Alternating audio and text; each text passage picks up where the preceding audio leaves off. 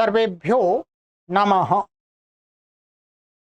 देववाणी संस्कृतं यूट्यूब चलदृश्यं प्रति भवतां भवतीनां च हार्दं स्वागतम्। मित्रों,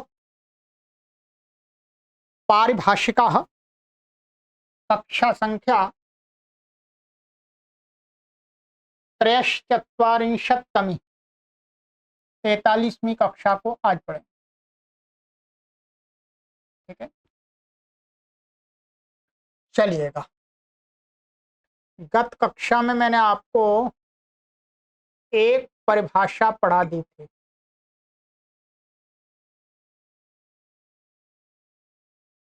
ये वाली परिभाषा थी हमारी, मध्येपवादाः पूर्वान् विधीन् बाधन्ति नोत्तरान्। एक ये परिभाषा आपकी, और ध्यान रखेंगे, और एक ये पुरस्तादपवादा अनंतरान विधीन बाधन्ते न परान। ठीक है, ये, और इससे पहले एक हमारी ये थी, ये न प्राप्ते यो विधिरारभ्यते स तस्य बाधको भवति। एक दूसरे से ये अर्थात संबंधित हैं एक प्रकार से। ठीक है, इसका बाध्य विशेष चिंता में आगे की दो परिभाषाएं बताई थी, और एक जगह उसमें बाध्य सामान्य चिंता भी बता दी। ठीक, तो ये इनको देखिएगा, अच्छी प्रकार से समझिएगा। ठीक है,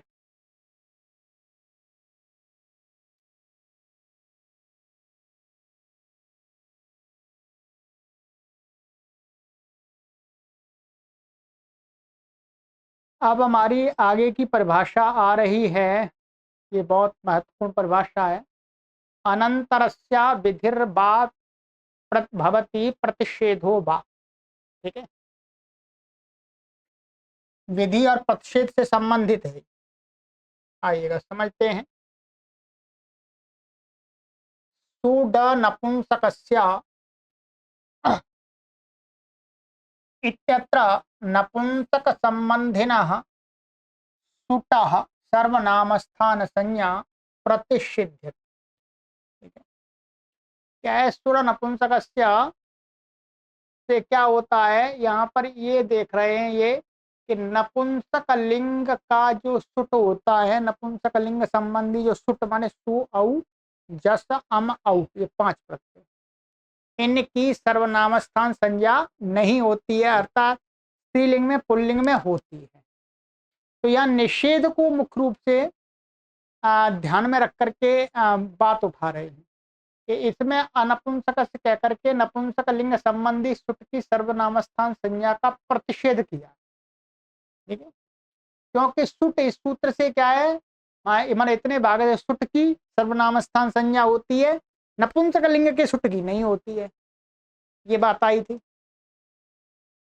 तदेवं कुंडानि तिष्ठन्ति वनानि तिष्ठन्ति इत्यत्रापि नपुंसक संबंधिनः सुटः सद्भावात् सर्वनामस्थान संज्ञा न स्यात्। अब यहाँ पर कोई प्रश्न ये उठा सकता है, ये केवल एक पक्ष को लेकर के, ये कोई सिद्धांत पक्ष नहीं, ध्यान देंगे। ठीक है, नहीं तो आप कहें कि हमने तो इसमें तो उससे होती है। पहले ये इसी सूत्र पर विचार कर रहे हैं, इससे जो ऊपर का सूत्र है उस पर विचार नहीं कर रहे। इससे ऊपर कौन सा सूत्र है, श्री सर्वनाम स्थानम। श्री सर्वनाम स्थानम से वास्तव में यहाँ तो होती है। अब आप ये मत कहिएगा, अभी मात्र और मात्र इसी सूत्र को लेकर के विचार उपस्थित कर रहे हैं। ऊपर का सूत्र अभी भूल जाइएगा थोड़ी देर के लिए, वो तो सिद्धांत में लाना है हमें। ठीक है, तो कहते हैं तद एवं, इस प्रकार से कुंडानी तिष्ठन्ति वनानी तिष्ठन्ति। ठीक है, तो ये कुंडानी और वनानी में नपुंसक लिंग है, तो सुट, ये सुट का होने से सर्वनाम स्थान संज्ञा यहाँ नहीं होनी चाहिए। यदि नहीं होंगे, सर्वनाम स्थान संज्ञा नहीं होगी, तो ततश्च सर्वनाम स्थाने विधीयमानानि नुम इति एवं आदीनि कार्याणि न स्युः। यदि नपुंसकलिंग में सुट की माने सुट माने ये वास्तव में जस और शस के स्थान में तो होता है शी, जस शोषी नपुंसकलिंग, तो सुट की सर्वनाम स्थान संज्ञा नहीं होगी तो इसको फिर ये जो नु ना दिख रहा है नुम नहीं हो पाएगा। वही का सर्वनाम स्थान के परे रहते विधीयमान विधि जो माने विहित जो नुम आदि हैं वो कार्य नहीं हो सकते हैं। तस्माद् भवत्येषा ज्ञापक सिद्धा परिभाषा, इसके लिए ये ज्ञापक सिद्ध परिभाषा होती है। ठीक है, समझ में आ गया होगा, सरल है, कोई परेशानी नहीं। यहाँ पर क्या होता है, नपुंसक से झलचा से यहाँ पर नुम आगम होता है सर्वनाम स्थान के पहले। तब जब नपुंसकलिंग में सूत्र ने सुट नपुंसक से नपुंसकलिंग में सर्वनाम स्थान संज्ञा का निषेध कर दिया तो अब सर्वनाम स्थान मिलेगा नहीं तो नुम कैसे होगा। आइए इसका उत्तर देते हैं परिभाषा से। अनंतरस्य विधिर्वा भवति प्रतिषेधो वा, अर्थात कोई विधि होती है तो अनंतर कोई होती है, यानी कहीं कुछ कार्य का विधि करनी है उससे पहले कोई सूत्र कुछ कहा है उसमें और विधि करनी है तो उससे अनंतर में बीच में कोई व्यवधान नहीं होना चाहिए। ऐसी प्रकार से आगे कुछ कहा जा रहा है तो ऊपर और नीचे जो दो कुछ क्रम में कोई बीच में तीसरा व्यवधान नहीं होना चाहिए, वहीं पर वृद्धि मानी जाती है और वहीं प्रतिषेध माना जाता है। न अंतरः अनंतरः तस्य अनंतरस्य, नहीं तत्पुरुष समास कर दिया। विधि प्रतिषेधो वा समीप भूतस्यैव भवता न तो दूरस्थस्य।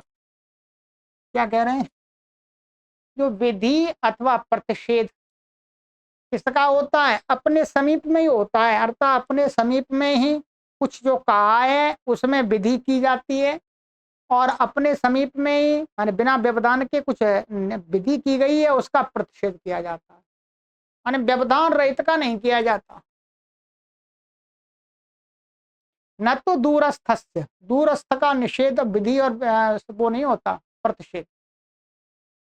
कैसे, अब कहते हैं जैसे अब यहाँ पर ये समझाएंगे, यहाँ क्या समझाएंगे ये वैसे अब इन्होंने ज्ञापक पहले दिखाने लग गए, पहले उनको बात समझानी चाहिए तो अच्छा था, बात नीचे समझाइए। क्या समझाया इन्होंने कि यहाँ पर ये जो सुड नपुंसकस्य, इसमें क्या सुड और अनपुंसकस्य, और इससे ऊपर सूत्र है शी सर्वनाम स्थानम।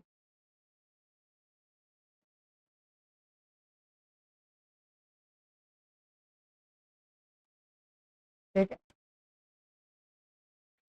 ये सूत्र है, फिर उसके बाद में ये, तो अब ये कहेंगे कि अनपुंसक से जो नपुंसक संबंधी जो सुट की सर्वनामस्तम संज्ञा का प्रतिषेध किया जा रहा है वो किसका किया जाएगा, ये जो सुट, ये जो सूत्र, ये इतना भाग है, इसने जो सुट की सर्वनामस्तम संज्ञा का विधान किया था उसका ये निषेध करेगा।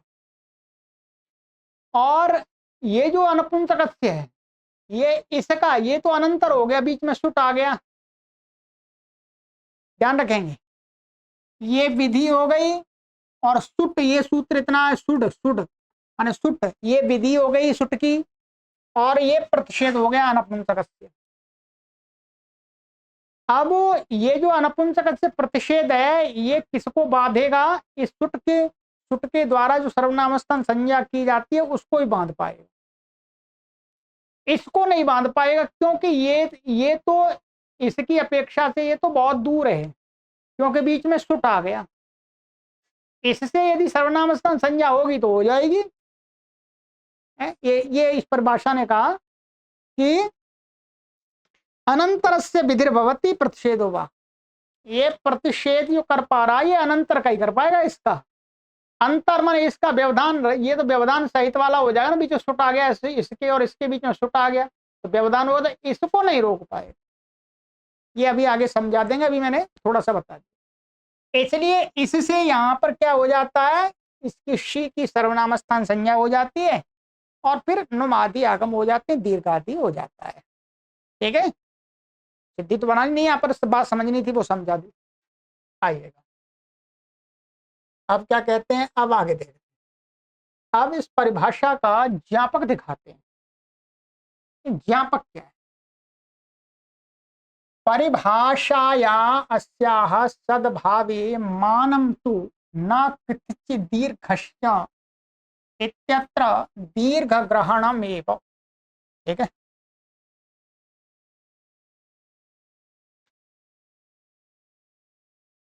कहते हैं इस परिभाषा के सद्भाव माने अस्तित्व में, ये परिभाषा है, इसमें मानम माने प्रमाण क्या है, तो न कितचित् दीर्घस्य धन है, न कितचित् दीर्घस्य सूत्र है 6439 39। इत्यत्र यहाँ पर ये जो दीर्घ पड़ा हुआ है, दीर्घस्य दीर्घ, ये है दीर्घ पढ़ना ही ये बता रहा है कि अनंतरस्य विधिर्वा भवति प्रतिषेधो वा, ये परिभाषा है। कैसे बताते? तस्य ही प्रयोजनम, अष्टाध्यायी खोले, अष्टाध्यायी भाष्य खोलेंगे आप, वहां समझ में और आ जाएगा। यन्ति ही तन्ति ही इत्यादिषु प्रयोगेषु दीर्घो मा भूदिति। ठीक है, क्या इस सूत्र का ये प्रयोजन है कि यंती, ये क्या वास्तव में यम धातु से कितिच प्रत्यांत है। अब कितन प्रत्यांत, हाँ कितिच है, कितिच कितिच संज्ञा, कितिच कितौ संज्ञायाम, वो सूत्र है ना एक, तो एक कितिच प्रत्यय, ठीक है, ये ती बचता है और इसको फिर अनुस्वार और प्रसवण हो जाएगा। ठीक है, यहां पर क्या है, ये कित प्रत्यय कित होने से यहां पर इसका, ये जो आगे वाला एक सूत्र अभी बताएंगे कि अनुदात्तो पदेश वनति तनोत्या दीना मन नासिक लोपो झली किंगति, ये 37वां सूत्र। इस सूत्र से इसके क्या है, झलादी कित कित प्रत्यय के परिरते इसका अनुनासिक का लोप प्राप्त हो रहा था, लोप प्राप्त हो रहा था। जैसे यम धातु से यदि आप कितन प्रत्यय लाएंगे तो इसका बनेगा यति ही, ऐसा बनेगा, यति, यति बनता है इसका, परंतु हमें कितिच प्रत्यय में नहीं बनाना, यहां पर ये म का लोप हो जाता है, इससे अनुदात्तो पदेश वनति तनोत्या दीना मन नासिक लोपो झली नीति।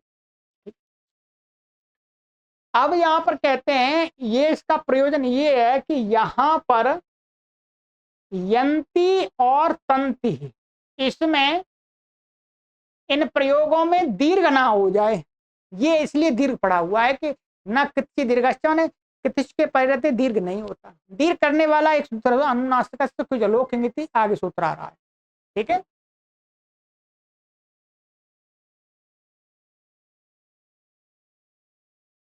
तो कहते हैं दीर्घ ना हो ये प्रयोजन है दीर्घ पढ़ने का। तो कहते हैं न कितची इत्येतावती सूत्रे सति यथा अनुदात्तो पदेश बनति तनोत्यादीना मनुनासिक लोपो झली किनिति इति प्राप्तो नासिक लोपो बाध्यते तथैव अनुनासिकस्य तु झलो किनिति इति प्राप्तो दीर्घोपि बाध्येत तदा दीर्घ ग्रहणम वैयर्थ्यम एव स्यात्। कहते हैं न कितची ऐसा सूत्र कर देते, दीर्घश्च इसमें नहीं पड़ते। इतना सूत्र कर लेने पर क्या होता, कितिच प्रत्यय के परिरते अनुदात्तो पदेश बनति तनोत्यादीना मनुनासिक लोपो झली किनिति, इस सूत्र से जो अनुनासिक लोप प्राप्त होता है, जो मैंने आपको बताया था अभी, यम इमा है अनुनासिक, तो वो क्या है, ये सूत्र उसके नीचे है, इसके नीचे है, वो ये 39वां, ये 37वां है। ठीक है, तो हाँ ये 39वां ही तो था, हाँ ये 39वां था। तो इस न कितिची का अर्थ होता कितिच के परे रहते अनुनासिक का लोप नहीं होता। दीर्घ का प्रतिषेध मत करो, दीर्घ का प्रतिषेध करने की कोई आवश्यकता नहीं। क्यों?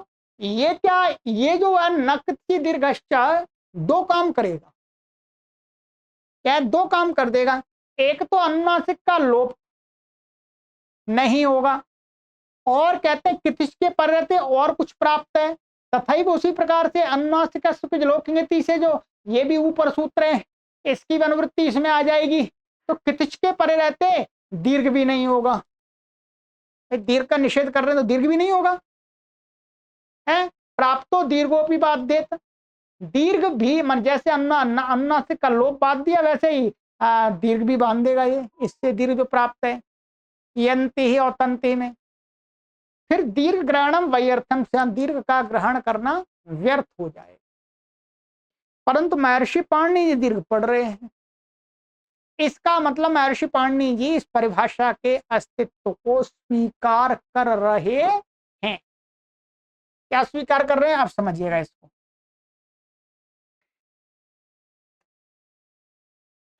अतो दीर्घ ग्रहण सामर्थ्यादेवावसीयते यद दीर्घ ग्रहणाभावे सति प्रकृत परिभाषांगीकारात् न कृत्य इति निषेधेनानंतर विधिरनुनासिक लोप एव बाध्यते न तो व्यवहितः अनुनासिकस्य इति दीर्घोऽपि।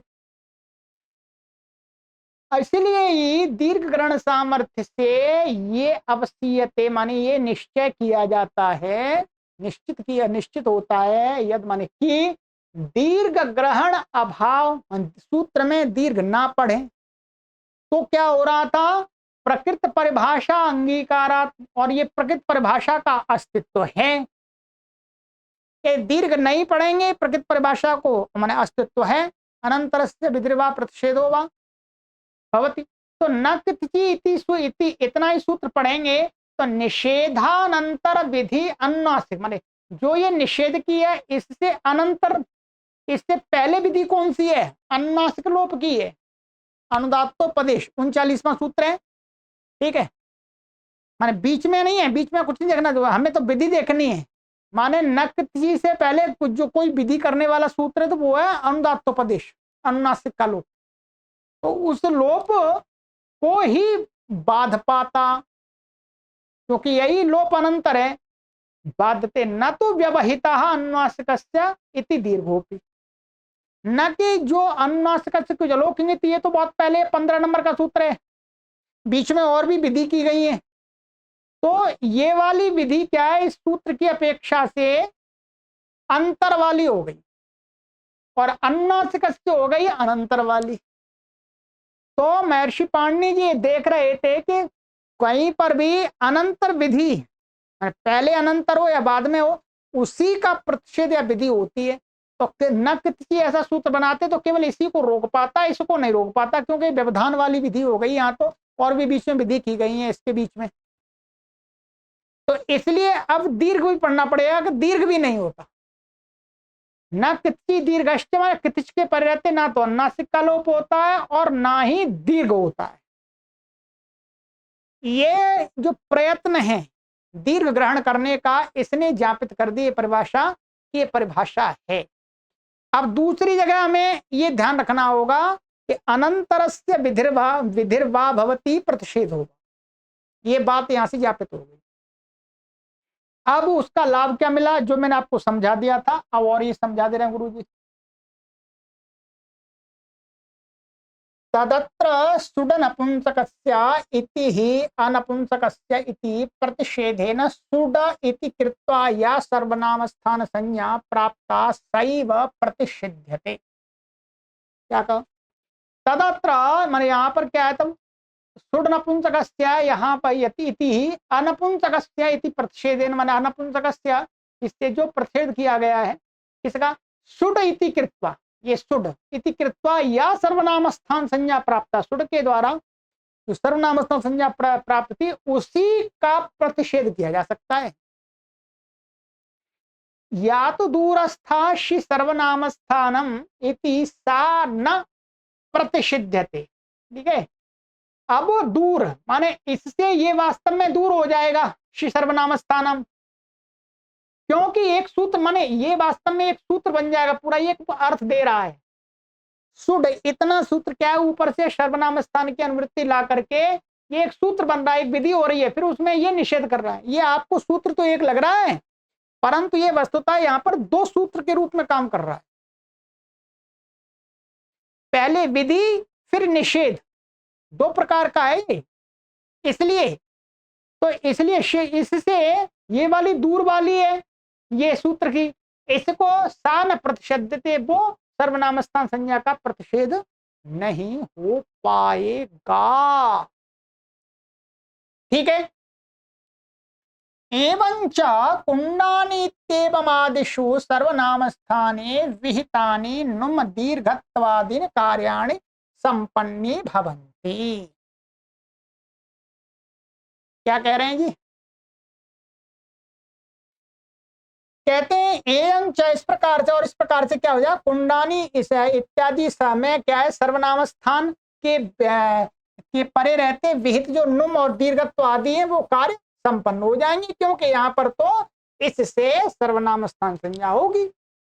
बन गई बात, संपन्नी भवंती। अथ अब एक उदाहरण और दिखा रहे हैं, इसी प्रकार से और भी आपको समझ लेना चाहिए।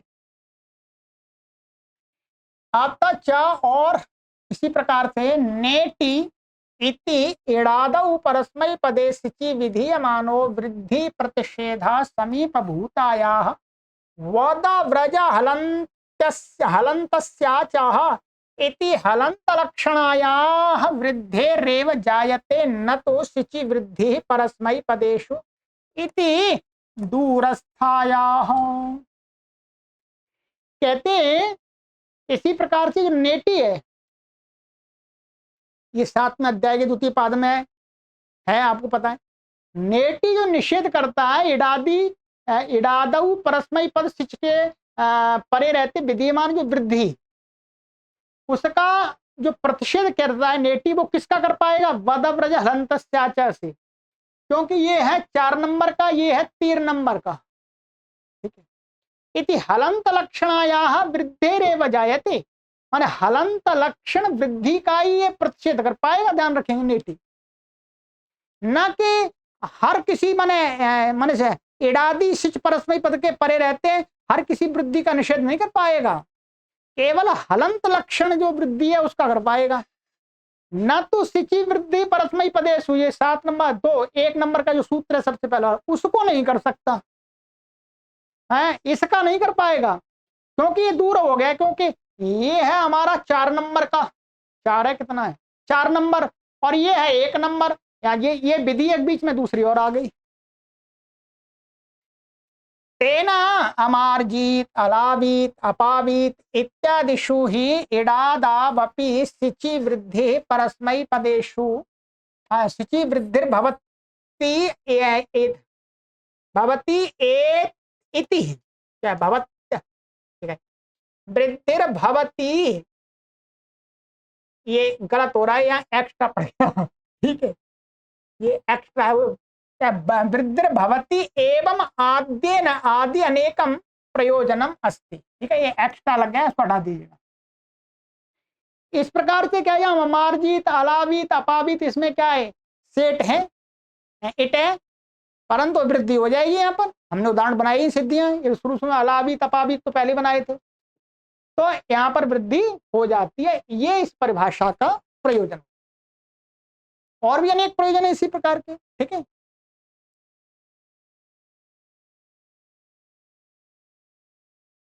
तो ये हो गई। ठीक है, चलिएगा, अब ऐसी ही मन अब थोड़ा मन, ये परिभाषाएं तो अलग है, ये 3 परिभाषाएं, इनका अर्थ एक ही है, तो इसको पढ़ लेते हैं, कोई कठिन परिभाषा ये नहीं है। ठीक है, आइएगा, पहले इसकी भूमिका देखते हैं। उत्थानिका, ददति दधति इत्येवमादिषु प्रयोगेषु दधा दाधातोर लटी झी प्रत्यय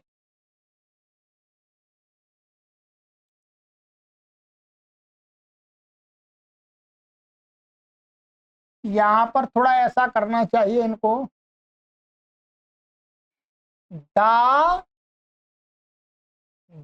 धा धा इत्येतयो, ऐसा यहाँ लिखना चाहिए, दा धा इत्येतयो। यहाँ पर थोड़ा सा ये छूट रहा है, दा धा इत्येतयो, ये ऐसा वाक्य बनेगा, ठीक, नहीं तो ये समझ में नहीं दा धातो हो, या ऐसा इन्होंने किया है, इनमें केवल दा धातु ले लेंगे अकेली, ऐसा मान लेते चलिएगा। दोनों का घट्टा लेंगे इन्होंने, गुरुजी ने ऐसा ही लिखा हुआ है कि दो तो प्रयोग दिखा दिए हैं पर एक को ही लेकर के पहले बता रहे हैं। इत्यादि प्रयोग में दा धातुर, दा धातु को लटी झी प्रत्यय, लट लकार में झी प्रत्यय सती दा झी इति स्थिते अंतरंगत्वात् झोऽन्तः इति अंतादेशः पूर्वमेव स्यात् चेत् अदभ्यस्तात् इति अभ्यस्त संज्ञकादुत्तरस्य प्रत्ययादेर झकारस्य विहितादेशो व्यर्थ एव स्यात् अथ च अनिष्टा अपि प्रयोगाः प्राप्नुयुः तदर्थम उच्यते इदं लौकिक न्याय सिद्धम परिभाषा त्रयम्।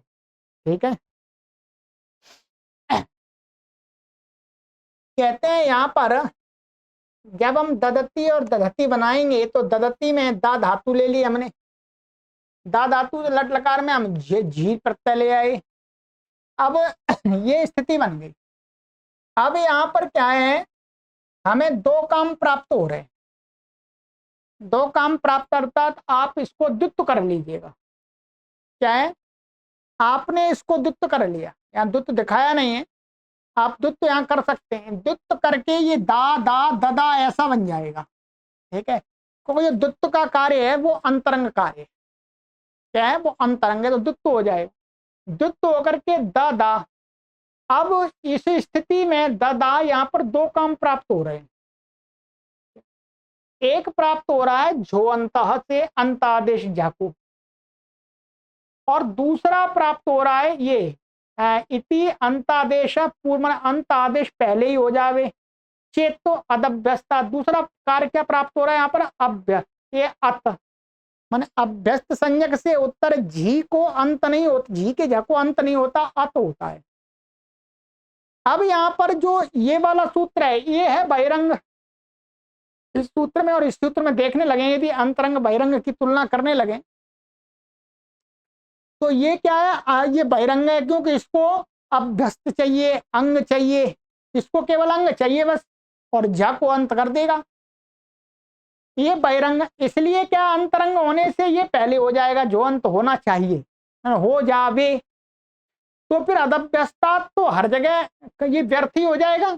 अभ्यस्त संज्ञकात उत्तर से प्रत्यादे झकार से भेतो अदादेश व्यर्थ ही वस्यात, माने कहीं मिलेगा ही नहीं, क्योंकि हर जगह जो अंत जहां जहां ये लगेगा वहां वहां वो भी लगने लगेगा।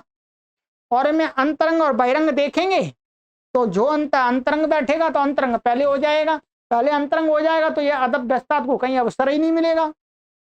तो ये तो अत विधान हो गया, निरर्थक, निरर्थक हो गया।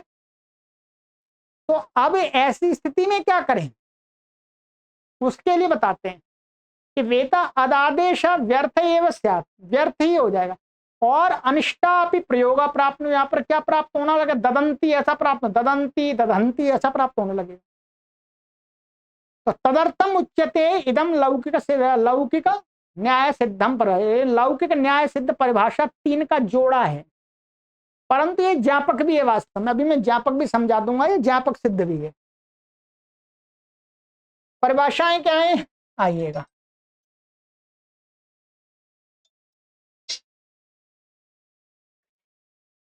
55, 56, 57 ये कुल मिलाकर के तीनों परिभाषाएं एक ही कार्य को करती हैं, कहने के ढंग अलग अलग है। न चापवाद विषय उत्सर्गोभिनिविशते पूर्वं ह्यपवादा अभिनिविशन्ते पश्चादुत्सर्गाः प्रकल्प्य चापवाद विषयमुत्सर्गः प्रवर्तते। अब इसका अर्थ क्या है, देखिए, नाचा अपवाद विषय उत्सर्गो अभिनिविशते, जो अपवाद सूत्र होता है वो उसके विषय में जो उत्सर्ग सूत्र होता है वो नहीं लगता है। माने सामान्य माने उत्सर्ग सूत्र और उत्सर्ग माने सामान्य सूत्र तो बहुत बार बता दिया आपको, वैयाकरणों की भाषा में सामान्य सूत्र को उत्सर्ग सूत्र बोलते हैं। तो उत्सर्ग सूत्र और अपवाद सूत्र में मालूम है, तो अपवाद का जितना क्षेत्र है उसमें उत्सर्ग का अभिनिवेशते प्रवेश नहीं होता है। अब इसी बात को दूसरे प्रकार से कह सकते हैं, पूर्वम ही अपवादा अभिनिवेशन्ते पश्चात उत्सर्ग, पहले अपवाद सूत्रों के द्वारा कार्य किया जाता है, बाद में उत्सर्ग यदि प्राप्त है तो हो जाएगा, नहीं तो नहीं होगा। बात वही है। ठीक है। प्रकल्प्य चापवाद विषयम उत्सर्ग प्रवर्तते, प्रकल्प का अर्थ है छोड़ करके, अपवाद के विषय को छोड़ करके ही उत्सर्ग सूत्रों की प्रवृत्ति होती है। अब बताइए, तीनों का एक ही तो अर्थ है, कहने के ढंग अलग अलग है बस। ठीक है, चलिएगा आइएगा, सरल परिभाषा है। तिस्रोपि ही इमाह परिभाषा उत्सर्ग अपवादयोर व्यवस्था कुर्वन्ति, ये तीनों परिभाषाएं उत्सर्ग और अपवाद सूत्रों के मध्य में व्यवस्था को स्थापित बताती हैं, उनका नियम करती हैं। अपवाद विषये उत्सर्गो न प्रवर्तते इति ही प्रथमा परिभाषा, अपवाद के विषय में उत्सर्ग सूत्र की प्रवृत्ति नहीं होती है, ये पहली परिभाषा इस बात को कहती है।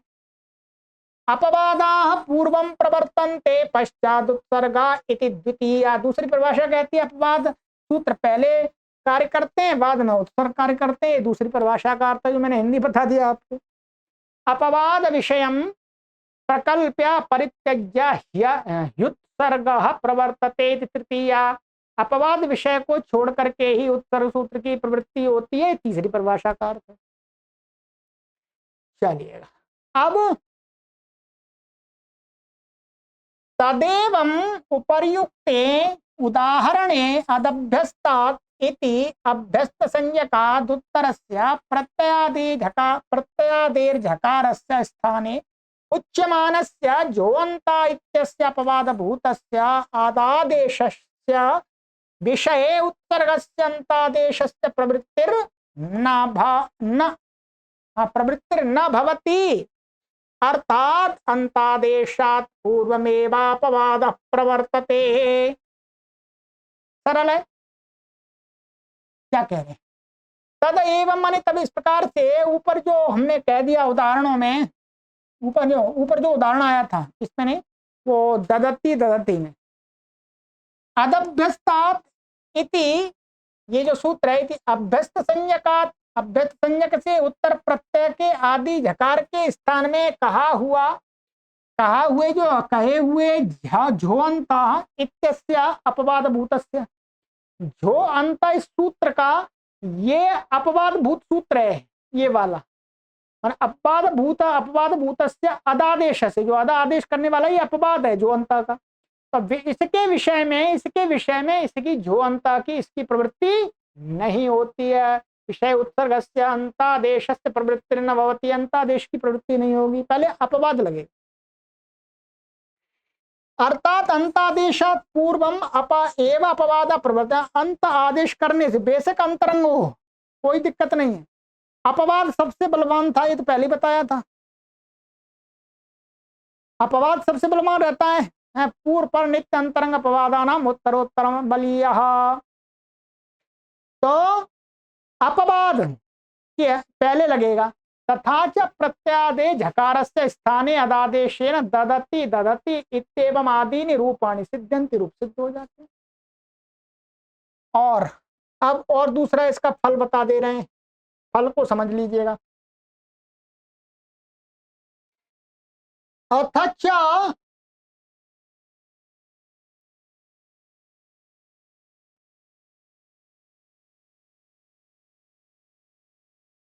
यथा पचेयुः अजागरुः इत्यादौ पच धातोः लिङि झौ जागृ धातोश्च लङि झौ झोऽन्तः इत्येतस्य अपवादः क्रमशः झेर्जुस् इति सिजभ्यस्तविधिभ्यश्च इति च जुसादेशो भवति तथा ऐप्सन् इत्यत्र हि अपवाद विषयस्याभावात् तन्न प्रवर्तते उत्सर्गोन्तादेश एव तु प्रवर्तते।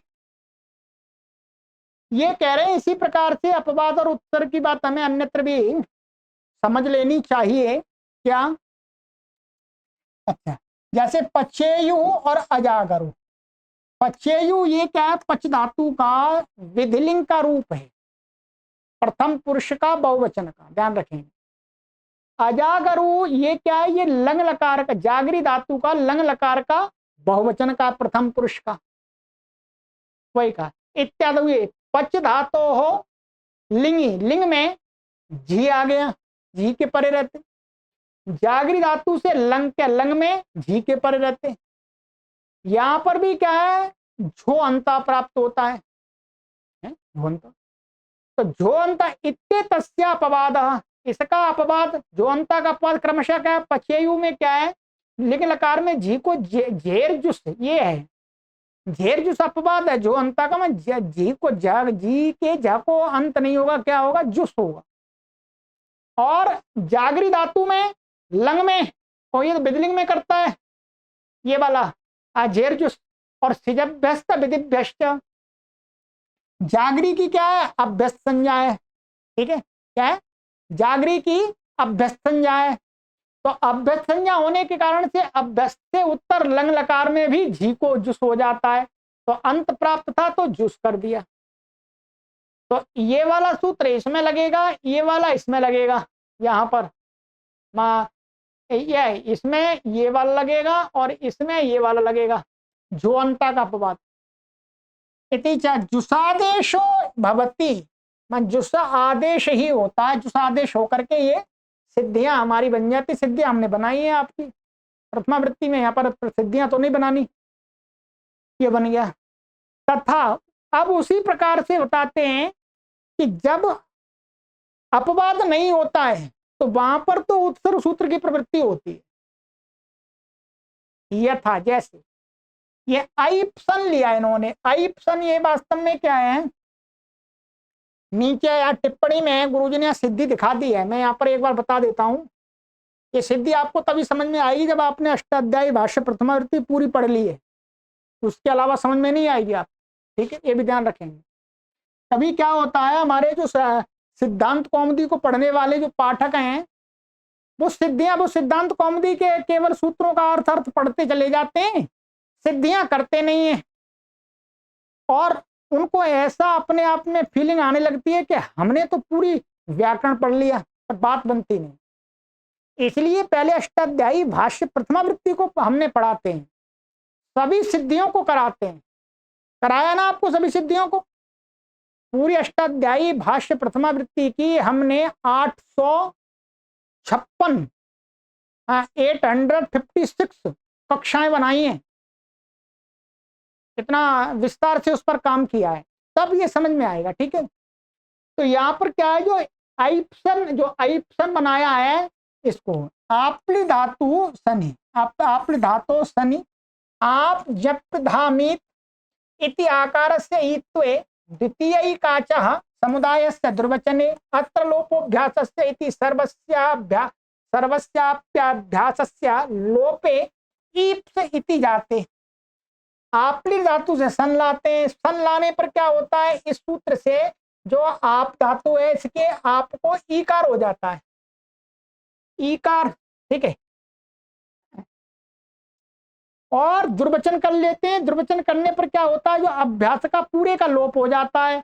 तो ऐसी धातु बनती है, आपकी सनन धातु ईप्स बन जाती है, इति जाती। अब ये सन धातु बनी, इससे लंग लकार ले आए, लंगी जाते लंगी झऊ अंतादेशे शपी चक्रते के। अब लंग लकार में जी आ गया, जी में क्या हो जाएगा, अंत आदेश, जो अंत से अंत कर दिए, क्योंकि यहां पर कोई दूसरा प्राप्ति ही नहीं है। शपी चक्रते, फिर शब्दी विकरण हो जाएगा बीच में कर्तरी शब्द से। तो क्या ईप्स अ और अंत्य हो गए। इतश्च इति इकार लोपे, इतश्च से क्या है, इसके ईकार का लोप हो गया, लोपे। अतो गुणे इति त्रयाणाम अकारणम पर रूपे, अब क्या हो जाएगा, तीनों का माने इसका पहले इनके साथ और इसका इसके साथ, तीनों आकारों का पर रूप हो जाएगा, पर रूप माने आई हो जाएगा। पर रूपे आटी कृते, क्योंकि आजादी धातु है तो आठ जाति नाम से आठ आगम होगा। वृद्धौ सत्याम, आटश्च से वृद्धि हो गई, ई और आ, तो ऐप सन और इसका संयोगांत से तकार का लोप हो जाता है, ऐप सन इति सिद्ध्यति। ठीक है, तो कहते हैं तथा अपवाद भू अपवाद भूतो जुसादेश इति भाव, ये यहाँ पर नीचे बता रहे, दूसरी टिप्पणी दी थी कि ये ऐप्सन इत्यत्र ही अपवाद विषयस्य अभावात्, माने अपवाद विषय माने यहाँ पर क्या है, जी को जुस के अभाव, मन जुस प्राप्त कराने वाला कोई सूत्र ही नहीं है लंग लकार में। लंग लकार में केवल कहां पर होता है ये अभ्यस्त संज्ञक, तो वहां पर क्या आइप्सन में ईप्स है, उसको तो अभ्यास का लोप हो गया, वो अब अभ्यस्त संज्ञक रहा ही नहीं, ये बताना चाह रहे हैं। सनंत होने पर भी यहां पर क्या हुआ, अत्र लोपोभ्यास से अभ्यास का लोप हो गया, और जो अभ्यस्त संज्ञा होती है वो किसकी होती है, उभे अभ्यस्तम, किसकी होती है, उभे अभ्यस्तम। तो यहाँ पर अभ्यस्त संज्ञा नहीं है, तो इसलिए यहाँ पर ये नहीं लगेगा, ये कहना चाह रहे हैं चाहे बेशक लंग लकार का हो।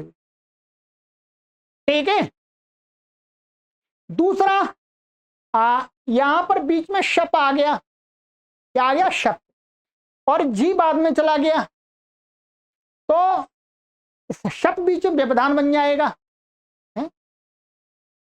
तो इस कारण से नहीं हुआ यहां पर, ये कहते हैं। तो अपवाद विषय से अभाव तन्न प्रवर्तते, अर्थात ये माने ये जब व्यस्त व्यस्त ये प्रवृत्त नहीं होगा, जो अंत ही लगेगा। उत्सर्ग उत्सर्गो अंतादेश प्रवृत्त, जो अंत ही लग जाएगा, जो उत्सर्ग सूत्र है। ये हो गया आपका, चलिएगा ये समझ में आना चाहिए। अब इसका इदमत्र सारम, यहाँ का सार क्या है इसका सत्यपवाद विषय उत्सर्गो न प्रवर्तते, माने अपवाद विषय के होने पर उत्सर्ग सूत्र की प्रवृत्ति नहीं होती है। अथच और सत्यपि उत्सर्ग विषय अपवादस्तु प्रवर्तते, कहते हैं उत्सर्ग का विषय हो, माने सामान्य सूत्र का विषय हो रहा हो, और वहां पर तो अपवाद लग रहा है तो लगेगा, अपवादस्तु प्रवर्तते, अपवाद की तो प्रवृत्ति हो जाएगी। यदि अपवाद का विषय होगा तो उत्सर्ग नहीं लगता, और उत्सर्ग का विषय होगा तो और अपवाद लगने वाले लगाएंगे तो लग जाएगा। उत्सर्ग प्रवृत्तिस्तु सर्वथा अपवाद विषया भावे एव भवती, उत्सर्ग सूत्र की प्रवृत्ति तो सर्वथा अपवाद विषय के अभाव होने पर ही होती है। लोकेपि अनेनैव प्रकारेण सर्वे सामान्य विशेष व्यवहारा प्रचलन्ति इति कृत्वा लौकिक न्याय मूलत्वं चासां स्पष्टमेव, लोक में भी संसार में भी इसी प्रकार से सभी लोगों सभी व्यवहार होते हैं, अर्थात सामान्य व्यवहार और विशेष व्यवहार। तो विशेष व्यवहार को पहले किया जाता है और सामान्य व्यवहारों को बाद में किया जाता है, तो वही है। तो एक प्रचलंती कृत, ऐसा करके लौकिक न्याय मूलत्वम च आसाम स्पष्ट लौकिक न्याय सिद्ध, परंतु ये क्या है, ध्यान देंगे, ये इसको यहाँ पे ज्ञापक सिद्ध भी है। इसका ज्ञापक क्या है, अदभ्यस्तात, यही ज्ञापक बनता है, ज्ञापक सिद्ध भी मानना चाहिए इसको। इसका ज्ञापक कैसे बनता है कि अदभ्यस्तात सूत्र व्यर्थ जा रहा था, यहां पर भाई व्यर्थ जा रहा था, हर जगह तो यही लग रहा था, जोनता लग रहा था। अदभ्यस्तात व्यर्थ होकर के ये बताता है कि अपवाद सूत्र की पहले प्रवृत्ति होती है, उसके बाद में उत्तर सूत्र की प्रवृत्ति होती है। इससे ही वास्तव में ज्ञापित होता है कि अपवाद विषय उत्सर्ग प्रवृत्ति न भवति। ठीक है, चलिएगा। तो आज हमने 4 परिभाषाएं करा दी, पर सरल हैं, कोई परेशानी नहीं है, कठिन नहीं है। ठीक, अब हमारी अगली परिभाषा आएगी अभ्यास विकारेष्वपवादा उत्सर्गान्न बाधन्ते। आनंद आ रहा है, हमको भी आनंद आ रहा है, और सबसे प्रसन्नता तो ये हो रही है कि ऐसा ग्रंथ, जिस ग्रंथ को आज ऑफलाइन भी लोग नहीं पढ़ाते, हमारे पढ़ने वाले पाठक चाहते हुए भी रह जाते हैं, अब उनकी इच्छा हमने पूरी कर दी, पूरी कर दी, और निशुल्क कर दी, कोई बिना फीस के। ये मैंने पहले भी कहा है कि इस ग्रंथ को आप किसी से पढ़ने जाएंगे, आप कहेंगे आप 50,000 रुपए ले लीजिएगा, तो भी नहीं कोई पढ़ाएगा आपको, क्यों? पढ़ाने वाले ही नहीं है, पढ़ाने वाले भी नहीं है। और आपको ये ग्रंथ अब मैंने आपके घर पर ही पढ़ाने के लिए तैयार कर दिया, अब आपको कहीं नहीं जाना और आराम से पढ़ सकते हैं, और कोई आपको चवन्नी नहीं देनी, जिसको बोलते हैं, फ्री। बस आपसे एक निवेदन है कि आप अपने संस्कृत मित्रों को ये कक्षाएं शेयर करते रहें। सर्वेभ्यो नमः।